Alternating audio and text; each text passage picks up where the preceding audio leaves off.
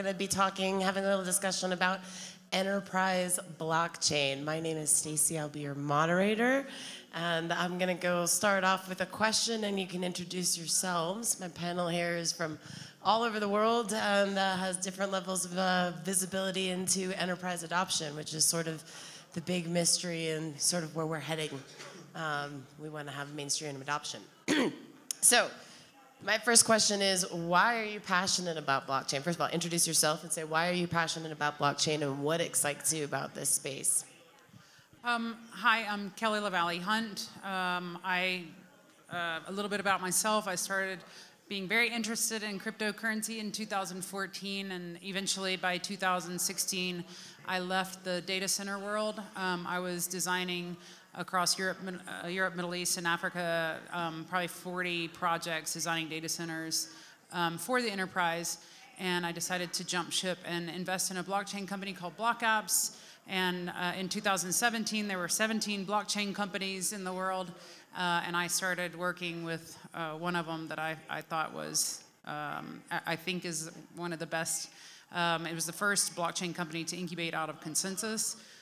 It's run by Kieran James Lubin, Joe Lubin's son, and we actually started targeting the enterprise organizations to run blockchains internally, and then eventually externally and across institutions, and then on the public Ethereum network. So that's kind of a little bit about me, and I'm very passionate about blockchain because I think I'm positive that it's changing the way we interact with one another and engage with one another, and how we grow from a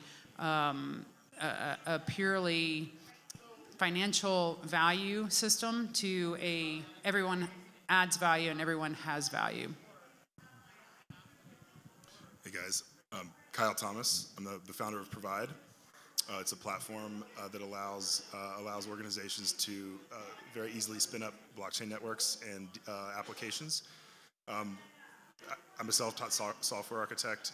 I have some cybersecurity experience. Kind of a lot of different perspectives. I did quite a bit of consulting for enterprise companies. But I'm also kind of a startup fiend. I've been doing startups for like 12 years straight. Don't see myself getting out of that space anytime soon. I'm excited about blockchain because it just represents such a fundamental paradigm shift, in the economy, and also you can push value to the edges and really improve people's lives with blockchain, which is kind of in the long run a really exciting thing to be a part of. My name's Dan O'Farron. I am a blockchain protocol engineer at Pegasus. And I started my career out as a desktop Java developer. So in 2014, Coinbase had a blockchain applications contest, and I thought it would be cool to graph Bitcoin transactions in a desktop Java application. There were some tools I really wanted to use, and it was a good motivation to get me to do it. And then I read Satoshi's white paper, and I fell down the blockchain rabbit hole really deep. I thought I could pull myself out. I went and worked at Google for 2.5, 3 years. They have lots of really entertaining toys on the inside of Google, but I could just never get blockchains out of my mind. So I jumped ship, and I'm now working full-time in a cryptocurrency company making an Ethereum client. So that's, there's some things you just can't shake. Thank you. Hi, I'm Sarah Feenan. I'm a product strategist at a company called Clearmatics. The company's been around 2015, so quite a long time in terms of enterprise blockchain space. Myself, I have around 12 years experience in financial services, the traditional kind, working in small companies and large ones too. So I do kind of understand the struggle of enterprises to adopt things sometimes. So I think what makes me really passionate about blockchain is having started to understand Bitcoin a few years ago. It was really that incentivization that the miners provided to help propagate the network. So it's really collapsing a business model into the technological implementation, which was something that was really new. So I think that Ethereum obviously has evolved from there, and it's great to see enterprises starting to adopt it too, although it might be a bit more invisible. Cool. Well, Sarah, we can start with you for the next one. The perception is that the enterprise has not really adopted blockchain. We know that's different, but do you think that's true? And where do you see the adoption starting off or grabbing hold right now? So we have a project called Utility Settlement Coin, which is a consortium of 17 banks. And what we're actually trying to do is tokenize a cash asset, which is backed one-to-one at central bank money. So we also have relationships with central banks as well. It's not one that's got a great deal of hype around it, certainly not in the public space and events like this, but it has grown over 3 years quite considerably. There are obviously problems that come along with working with banks to try and effectively disrupt the way they transfer value, which might not be as difficult in other different types of industries. But there is adoption for sure. It's just perhaps not as widely publicized, I'd say. Anybody else want to answer? I mean, I think it's just interesting. Like the SEC is trying to regulate blockchain with blockchain. You know, you see insurance companies that are rolling out sweeping consortiums, you know, industry-wide consortiums. There is adoption in blockchain, in enterprise blockchain. It is just kind of on the DL right now. Yeah, I agree. Just because it's not in the mass media or in the blockchain media, it doesn't mean that it's not being built. And I've witnessed several blockchain applications across the enterprise being built over the past 2 years, and we're doing amazing things in the Ethereum ecosystem. So don't let media play it down, because the people that are not listening to the media are making headways in the space. There's agriculture companies that are adopting it across the enterprise. There are institutions like the United Nations that are adopting it across their ecosystem. There's several other that a ticketing company that was just bought by Ticketmaster. So there's a lot. There's many being built. It's just it's a very competitive market, and nobody wants to deploy an enterprise blockchain solution and then 6 months later or a year and a half later have to announce that it failed. And that's what we saw kind of happening in 2017. So now everybody's kind of hush-hush about it, but it is a huge market space. And I'm surprised that we don't have more people in this room wanting to learn about the enterprise blockchain. I would have thought this room would have been standing room only, because I hope that the developers are understanding that it is happening, and we are building the Ethereum ecosystem especially. So what do you think collectively as developers? This is mostly people here are all developers. What can we do in order to improve the adoption in the enterprise? So one of the things I think that the developers can really do is to make the integration with the other systems seamless. The analogy I think of is sometimes some of these technologies need to look like a magic trick.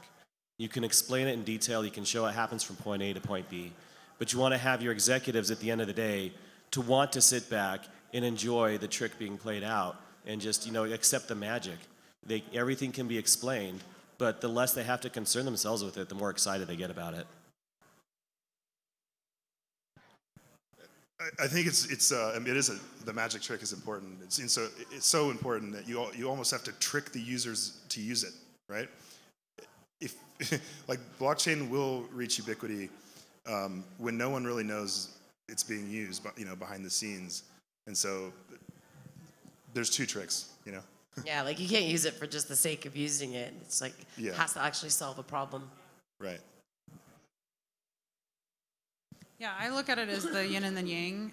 There has to be some type of pressure to release the pressure, to build up. Like the hurricanes need to come before you rebuild. So it has to, you know, if you know about Taleb's book, The Anti-Fragile, you have to have the balance there of what is the problem and then what is the solution. Everybody always asks me, you know, when will we see mass adoption? Well, for blockchain, you're not going to see it. That's when everybody's going to be using it. So I don't see it as a trickery. But I do see it as we don't need to understand cryptography to put our credit cards into a website, for example. That's the way we're going to see blockchain mass adoption.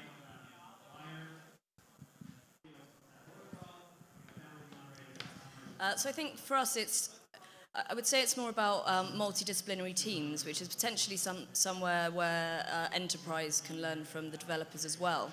But I think from a developer's perspective, it's really about trying to explain maybe how a system works isn't the best way to explain what the benefits of it are. So it's really about cross-pollination of ideas, being able to explain something in someone else's language, being able to go into more detail when they ask. But for enterprises, and especially C-suite, if you're trying to sell in a technology that ultimately they don't need to know how it works, being able to kind of give the top-level explanation rather than explaining the protocol from the bottom up. Yeah. So the open nature of public blockchains is a huge appeal, but it's also a double-edged sword in regards to privacy. What kinds of trade-offs do you see enterprises making here, specifically around open access and privacy? Yeah? You have the microphone. I do have the mic, yeah. So yeah, trade-offs between open access and privacy. It's quite a difficult one. So I think enterprises generally, the data exists in silos, potentially it's shared. The open access and public blockchains is something new. The data being kind of out in the open is quite new to enterprise. But I think that the trade-off that they don't necessarily understand, and we've worked quite hard to explain, is that the public and openness actually comes with really large security benefits that you don't necessarily get when you have one centralized system, which is effectively a single point of failure. Yeah, I think some of the trade-offs that they're also going to deal with is how to piecemeal out some of these transitions. There's a couple of techniques that are being used in enterprise blockchains today to preserve some of the privacy, yet preserve the auditability. There's the notion of private transactions, such as Quorum and Orion, where they have a separate constellation where they only share the transaction between the interested parties and still commit a hash to the main chain that everyone can validate. And another interesting technology is zero-knowledge proofs. So you can, it's the one level you can see that two people traded 2 units of some commodity. Well, not even 2 units of commodity, because some people engaged in a trade, but you might not know who the parties are. You might not know how much was traded and in what direction. But with the power of zero-knowledge proofs, you get some certainty that rules about 3-column accounting are still in place, that they didn't create more of it, that it didn't go to enforce any of the other rules that they have in the system. But at the same time, they need to have a hash on the blockchain to assert that could be done. So that's, there's baby steps they can take to full openness without having to completely commit to it. It's more of a graduated effort. Yeah, I kind of agree with that. Like checkpointing as you go on like smaller consortium chains against the main chain, it really lets you leverage the power and security and scale of the public blockchain in the enterprise context kind of more incrementally. Yeah, I agree with everyone. But also, I think that I'm just going to tie you up here. Sorry. That's when the panel gets fun. Are we having fun yet? I think, sorry. When we come to the internet, we had intranet and then internet, and still we have, in the corporate world and the enterprise world, we have intranet and internet and websites and things like that. And I think that we'll have private blockchains, and I think we'll have public blockchains, and depending on what we're transacting, then we will choose which one we would like to operate on. And I think there are some things that you can, not everything has to be in a blockchain, and not everything has to be in a database. So you have to understand what you need to do with that information and who needs to have visibility of it, whether it's a greenfield or a brownfield data. It really depends on what your organization does and who you want to interact with and the data that you want to share and giving visibility. So it really depends on the organization from an enterprise perspective, in my opinion. Okay, so with security and trust at the heart of blockchain, it also has the potential to reduce risk. So not just saving costs, but actually avoiding some costs that could not be planned for ever. What are the biggest kinds of risk avoidance that blockchain can offer for, making the sell, making the case to justify a blockchain project within the enterprise? Well, I think one near-term example is compliance with GDPR and CCPA. Creating a system that is highly auditable and trusted by courts. It seems like one good risk mitigation strategy, especially with public blockchain in the enterprise. Yeah, along the lines of that, one of the important things that a blockchain can enable, if you embed it completely in your transaction process to where every transaction has to have its transaction on the blockchain, you can then present proof of absence. So for example, if you have an email system and you're subpoenaed, give me all your emails that match this criteria in this time, you can do a search and you can prove that if there was an email that matched that in the blockchain, that it would be there. And the fact that it isn't there is in and of itself, with this data structure, a proof of absence. And in traditional systems where you got papers and files before, or even network drives, it's really hard to prove that someone didn't just come in and remove the incriminating evidence. With blockchains, you can prove the incriminating evidence was never there because a crime wasn't committed. I'm going to take a slightly different track to answer that question. In terms of risk, so as I mentioned before, we have lots of financial institutions involved, and we're looking at what's kind of formally known as financial market infrastructure, so the existing central banks, central counterparties that exist in trading and transfer of value in the current state. So there's such thing as systemic risk, and I'm going to use one kind of organization to give an example about this. They're called central counterparties. So for quite a lot of securities that are traded, that the trade has to be given up to this central counterparty, which means if you and I trade together, we both give up the trade to this central counterparty, who then has a trade against me and a trade against you. So you and I have net zero risk, but actually all the risk is centralized in this central counterparty. Now, a lot of that is actually mandated by regulation. And at the same time, a lot of the existing players in financial market infrastructure and the participants in that ecosystem are very acutely aware of what would happen if one of these central counterparties were to default. In other words, they don't have enough money, or there hasn't been enough collateral that's been placed, and there's a huge financial crisis again, like there was in 2008. And it's actually quite hard to quantify what effect that would have, either monetarily or in terms of the contagion on the rest of society. But everyone knows that it does represent a huge systemic risk. So I think that part of our perspective is that blockchains can really help with something like this, because you can actually you can create a topology of this existing environment that has true peer-to-peer interactions, and you can use smart contracts to escrow collateral. All of the same functionality that we're hearing around here over the last couple of days, but in existing financial market infrastructure. And I think that something like that would be able to actually contain that, the propagation of risk of something like a huge default of one of these central counterparties. I'm not going to say much, but liquality, if you guys Google liquality and read about liquality, it talks a lot about how you can mitigate risk in your enterprise or your blockchain solution or your startup. Liquality.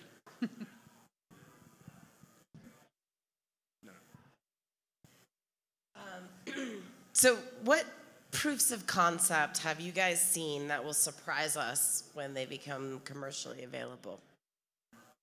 Like what do the enterprises have cooking up that we would be surprised to see unveiled and that they're that far advanced already? Ticketing I mentioned already. The airline industry, reconciliation. The largest agriculture company in the world, tracking of seeds. And the supply chain of money on the blockchain.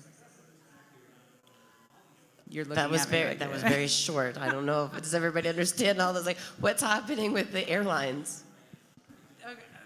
Yeah, the ticketing reconciliation trades, and also a tokenization. Instead of reward points, you're going to see a token created to redeem for ETH or dollars or whatever you want to trade it for. But instead of having reward points, you have to have or membership reward points. For the airline industry, you're going to see actual tokens to be in exchange, and that will probably be in 2020, for example. Okay. I'm most excited about payments and how the right payment solution, the right mechanics of the right payment solution could help stabilize the cryptocurrency. It could help stabilize the price of Ether and Bitcoin. And it could be done kind of insidiously, So to me, that's what's most exciting is the payment space still is ripe for disruption. And I think when we see public blockchain like Bitcoin and Ether and some of these other more mainstream cryptos become more stable through higher velocity and volume, you will see a lot more public blockchain applications that touch the enterprise in meaningful ways. So there's already been proof of concepts that have been done in supply chain, but I think the one that's going to surprise most people is when we start to see it popping up in our insurance, whether it's home insurance or whether it's auto insurance or the smaller places like that.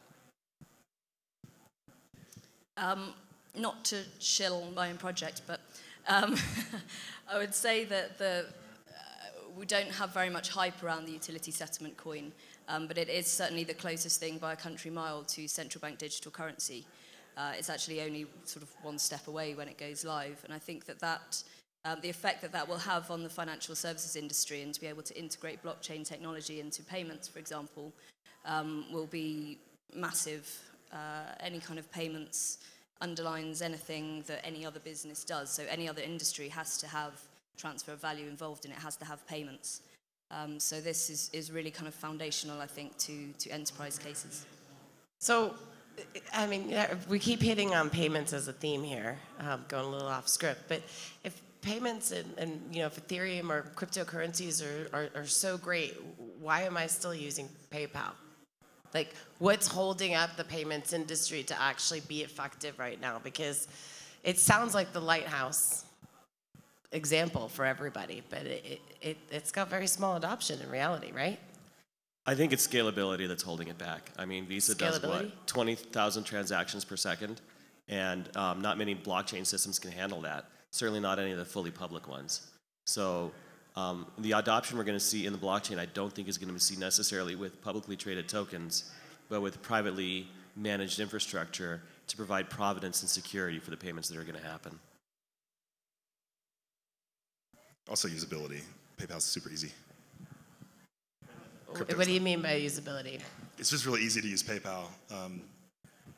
It comes with its trade-offs, right? It's centralized, and you can log in with Facebook. Can you log in? I don't think you can, actually. It's just easy to use, PayPal versus cryptos. I think the difference is that PayPal began 20 years ago, and Bitcoin is 10 years old. So a mass population utilizing cryptocurrency has really only started 5 years ago, and it's not even at mass.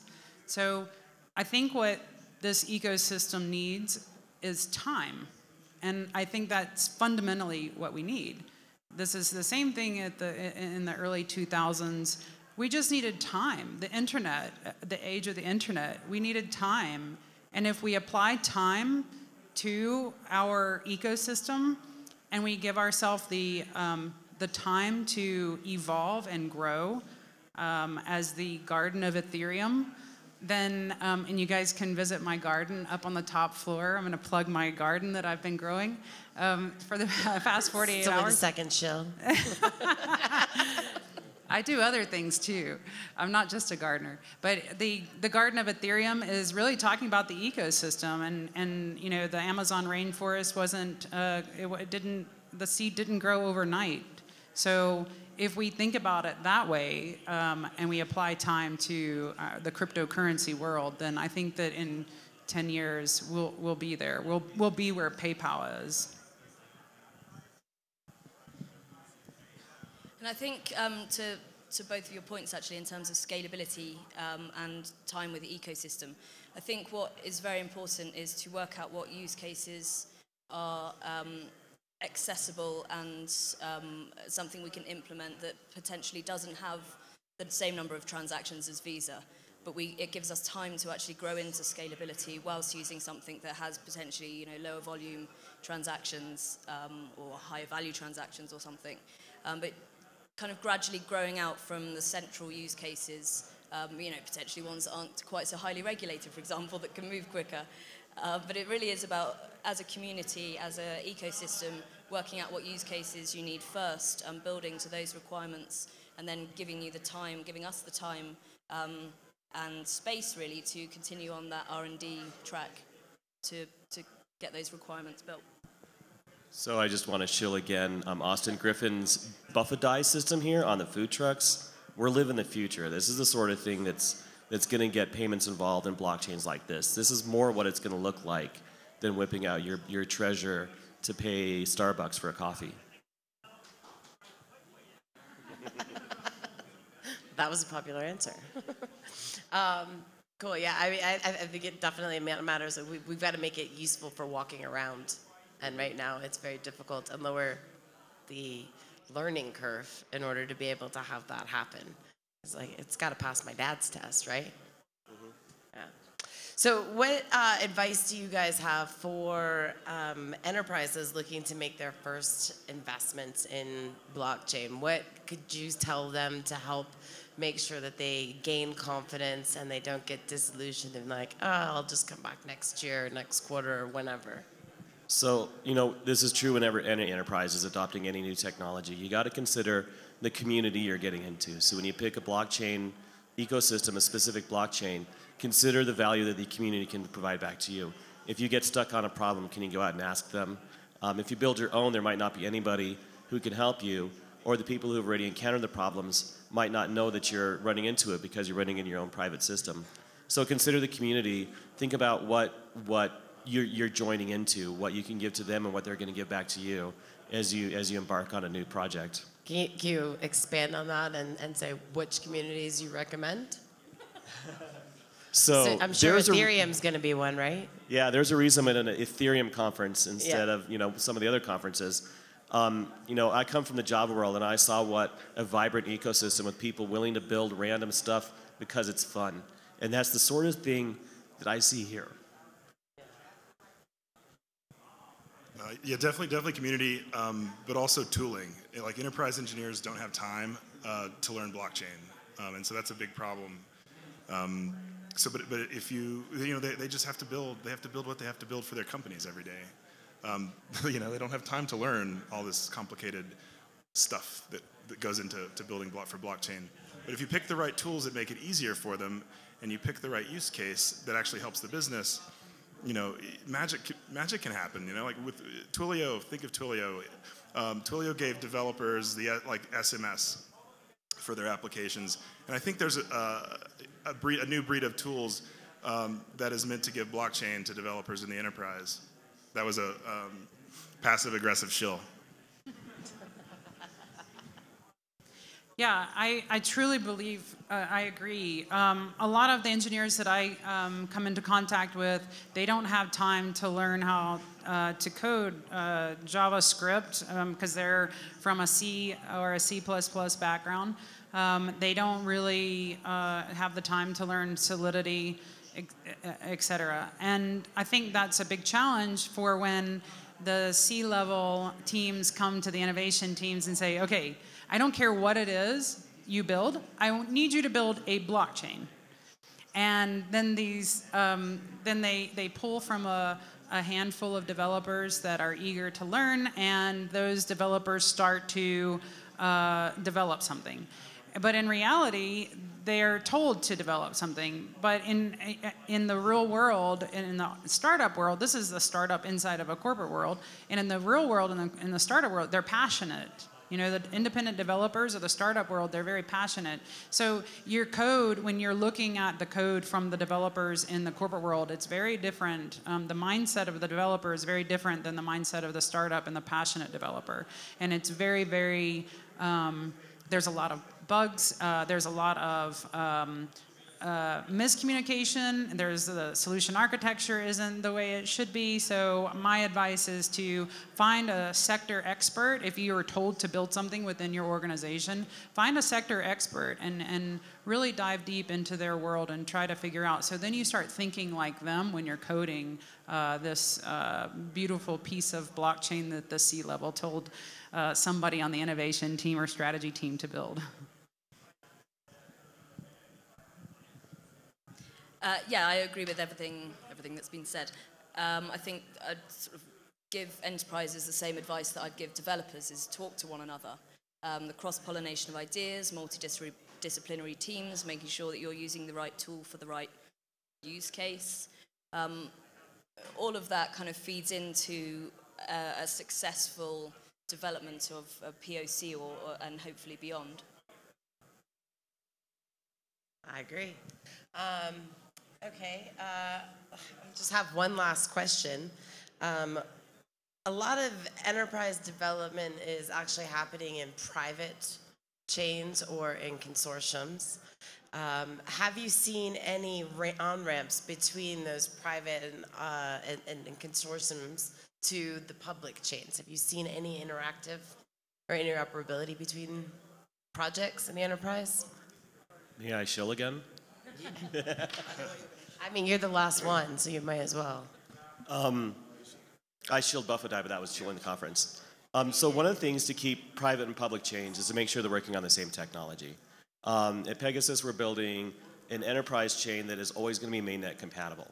So you can build your application that runs on the Constantinople fix, whatever the Istanbul changes are going to be. You can keep those current in your chain, and our client is built with the intent of keeping that together all the time. So that's one way, is to make sure that you're using the same tools. It's when you have to switch tools that the friction starts happening, and that's when things start to solidify into, well, this is just the way we do it, and that's the way we've always done it. I'm going to shill again, sorry. We've released an open source framework called ION about cross-platform interoperability. So obviously Ethereum to Ethereum is fairly black and white, fairly cut and dry. We actually did a proof of concept with Fabric as well, which was a lot more difficult. It also has given us a lot of knowledge and understanding about what the different properties of those different platforms are, and has really made us to start to think about what use cases they're appropriate for. But I think interoperability is something that is incredibly important. I know it's a bit of a buzzword, but obviously interoperability with the mainnet and interoperability with other platforms is important too, and I think that's something that will really help propagate blockchains generally. I think part of the interoperability problem isn't just between blockchains. It's with existing enterprise software also. Existing architectures are not very pluggable or compatible with blockchain architecture. It's a fundamentally different paradigm. Again, tooling though can really accelerate adoption, make things easy for enterprise developers, and make enterprise blockchain possible. Yeah. No, I don't have anything to add to that. That's everything they said is. Okay. Well, with that, I think we're actually out of time. So I'd like to thank all of you guys for your time. And Thanks for having us. does anybody have any questions? Yeah, or maybe we have one more question. Who are the stakeholders that are primarily interested in blockchain and enterprises? Who are you selling to? Risk, strategy, sales? So who are the stakeholders? Who are you selling to go convince enterprises to do blockchain? I usually advise companies to target the strategy and innovation teams.